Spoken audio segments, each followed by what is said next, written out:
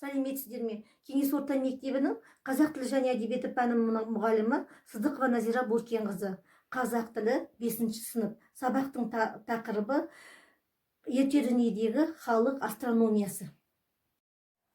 Сәлеметсіздер ме балалар? Мына суреттерге назар аударыңдар. Не бейнеленген? Жақсы балалар, қанша суреттер бойынша мәліметтер айтыңдар. Бүгінгі өтетін сабағымыздың тақырыбы аспан әлемінің құпиялары. Ал тақырыбымыз ерте дүниедегі халық астрономиясы деп аталады.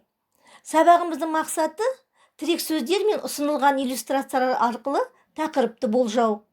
Аспан денелері тақырыбына қатысты термин сөздер мен мәліметтерді меңгеру. Тәжірибеде меңгерген термин сөздерді қолдану. Тыңдалым, айтылым алды кезең балалар. Қазір біз сендермен карусель әдісін қолданамыз. Бұл жұптаған әңгіме болады. Сол себептен сендерге 6 сұрақ берілген. Осы сұрақтарға жауап бересіңдер.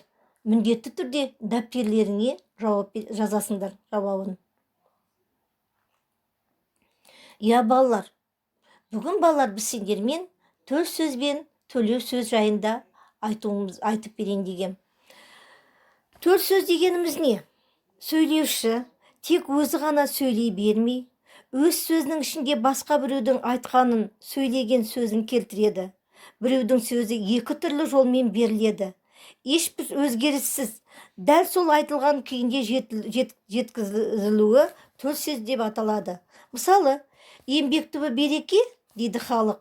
Мұнда еңбек түбі береке төл сөз. Дейді халық деген автор сөзі. Төл сөз міндетті түрде автор тарапынан беріледі. Ал төлеу сөз дегеніміз не екен? Сөйлеуші тарапынан өзгеріске ұшырап, тек мазмұнын сақтап жеткізу төлеу сөз деп аталады. Мысалы, халық еңбектің түбі береке екенін айтқан. Міне балалар, бұл төл сөз бен автор сөзі туралы жайында. Енді біз сендермен оқулықпен жұмыс жасаймыз.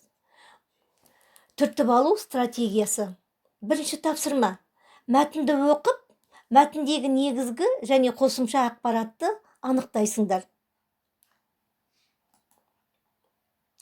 Ал екінші тапсырма. Мәтіндегі төл сөздерді төлеу сөз түрінде жазасыңдар. Бұл екінші тапсырма. Рефлексия. Инсерт әдісі бойынша. Мен үшін жаңалық. Мен үшін тосын жай. Мен үйрендім. Үйге тапсырма. Ата-аналарымның көмегімен немесе энциклопедияларды пайдаланып, ертедегі халықтық ұғымдағы тәулік мезгілдерін ретімен жазыңдар. Оларға түсінік беріңдер. Рахмет балалар. Сабақ аяқталды.